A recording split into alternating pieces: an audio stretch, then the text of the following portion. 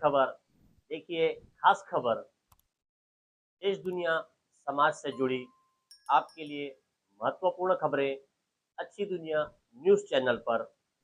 Channel को like करें, subscribe करें, शेयर करें। समाचार व विज्ञापन के लिए संपर्क करें। आइए जानते हैं आज की खास खबर।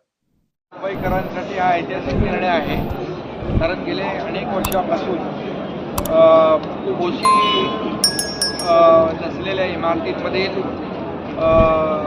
रहिवाशांना अनेक अडचणींना सामोरं जावं लागत होतं आणि त्यामुळे जवळपास 20,000पेक्षा जास्तीच्या इमारती ओशी नसलेल्या इमारती असल्यामुळे त्यांना मालमत्ता कर असेल, पाणीपट्टी असेल, रहिवासीमध्ये पाणीपट्टी, निवासीमध्ये डबल आणि वाणिज्यमध्ये 4 पट। आता मी मुंबई महापालिकेचे आयुक्त गगराणी यांना फोन करून सांगितलं की निर्णय आम्ही घेतलेला आहे, पाणीपट्टी तात्काळ या ठिकाणी जी दुप्पट आपण निवासीकडून घेतो ती नियमानुसार सिंगल घेतली पाहिजे, ती या ठिकाणी घेण्याच्या सूचना मी दिल्या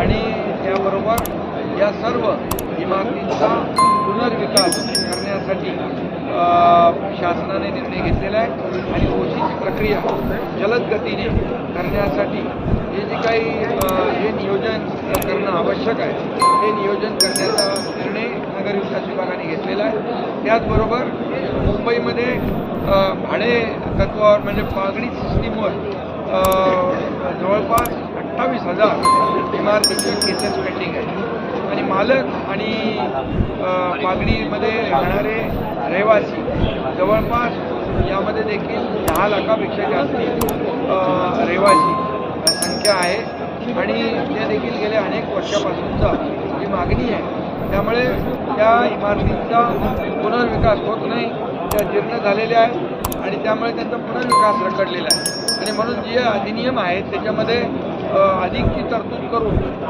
त्या देखील इमारतींचा पुनर्विकास झाला पाहिजे। जे रहिवासी जो राहतो आहे त्यांनी वापरलेलं व्याप्त केलेलं क्षेत्रफळ म्हणजे त्यांनी वापरलेलं क्षेत्रफळ त्याला मिळालं पाहिजे आणि त्याचबरोबर मालक म्हणून आपल्याला त्याचं बेसिक FSI जो आहे तो देखील त्याला मिळाला पाहिजे। यामुळे मालक आणि मागणीवर राहणारा रहिवासी या दोघांचे हक्क जे आहेत अबाधित ठेवलेले आहेत आपण आणि त्यामुळे या संपूर्ण मुंबईमध्ये जे पागडी वर राहणारे रहिवासी यांना देखील हक्काचं घर मिळेल आणि मालकाला देखील त्याचा जो काही अधिकार आहे तोही त्याला मिळेल। त्यामुळे मुंबई पागडीमुक्त मुंबई अशा प्रकारची जी काही संकल्पना किंवा जी मागणी गेल्या अनेक वर्षापासून जी आहे ती देखील पूर्ण करण्याचा निर्णय आज नगरविकास विभागाने घेतलेला आहे। त्याचबरोबर संजय गांधी राष्ट्रीय उद्यानामध्ये जे 25,000 लोक राहतात त्यांना देखील त्या फेरीमध्ये जे सुप्रीम कोर्ट आपल्या हायकोर्टाचे जे काही कारवाईचे आदेश येतात त्यामुळे त्यांच्या डोक्यावरची टांगती तलवार देखील सुरू करण्यासाठी जे काही नियमामध्ये बदल करणे आणि आजूबाजूच्या परिसरामध्ये त्यांचं पुनर्वसन करणे या बाबतीत देखील धोरणात्मक निर्णय नगरविकास विभागाने घेतला आहे आणि त्याचबरोबर जुन्या गिरणी ज्या जागा आहेत त्या जागेमध्ये ज्या जुन्या चाळी आहेत त्या चाळींचा देखील पुनर्विकास थांबला होता।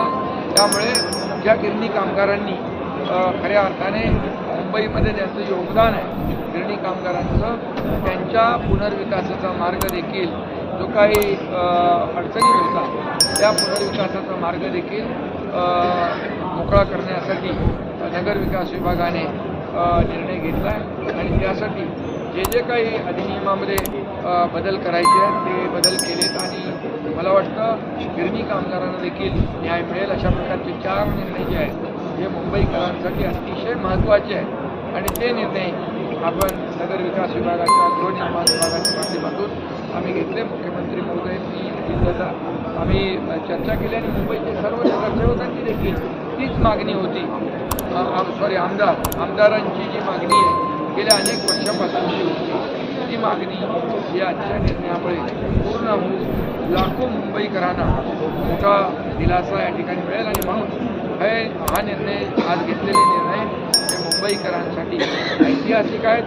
मुंबईकरांचं घराचं जे स्वप्न आहे हे स्वप्न पूर्ण करण्यासाठी हा निर्णय घेणं गरजेचं होतं. कायद्यामध्ये बदल करणं, नियमामध्ये बदल करणं. शेवटी कायदा हा लोकांच्या भल्यासाठी असतो, लोक कायद्यासाठी असतात. आणि म्हणून यापूर्वी देखील नगरविकास मंत्री म्हणून अनेक निर्णय जे आहे लोकहिताचे आम्ही घेतले आणि हा निर्णय देखील लोकहिताचा आहे, ज्यामुळे मोठ्या प्रमाणावर मुंबईकरांना दिलासा मिळेल. मुंबई, ठाणे, नवी मुंबई, मीरा भाईंदर, कल्याण डोंबिवली किंवा इतर ज्या महापालिका आहेत या सगळ्यांसाठी आम्ही लागू करणार आहोत.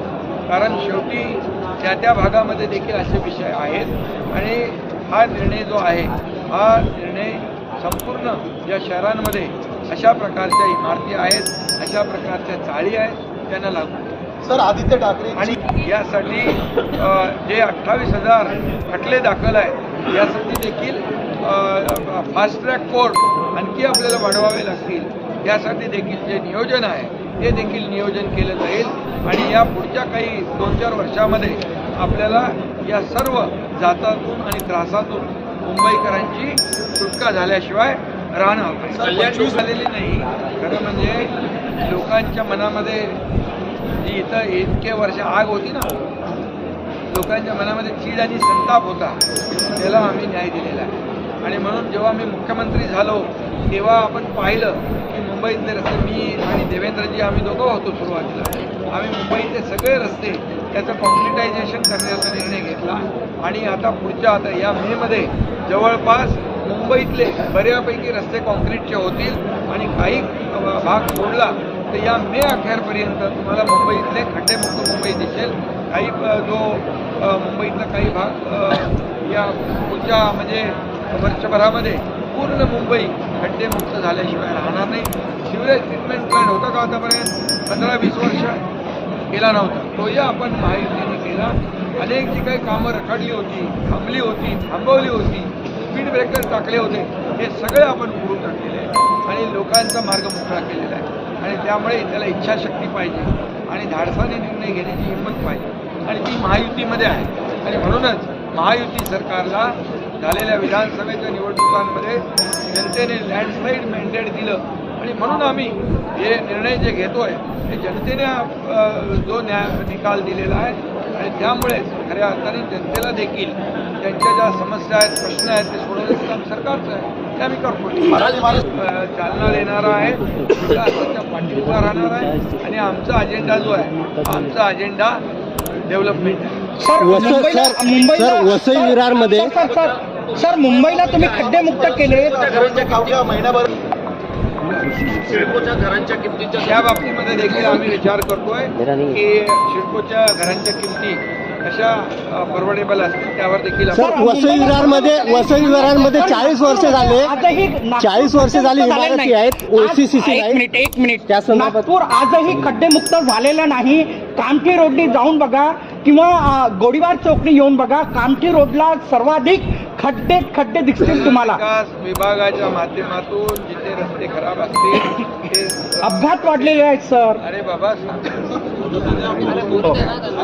ते देखील खड्डे मुक्त केले जातील आणि लोकांना ज्या सुविधा पाहिजे दिल्या जातील. मुंबईसह सर्व महापालिकांमध्ये आमची युती होईल, महायुती होईल आणि महायुतीत सर्व निवडणुका जिंकेल. दिव्यांगांचा एक अत्यंत महत्त्वाचा महाराष्ट्र देशातलं पहिलं राज्य आणि त्यामुळे दिव्यांगांच्या बद्दल राज्याला सांगती आहे बिलकुल आणि त्या ज्या ज्या काही अडचणी असतील त्या आम्ही दूर करू.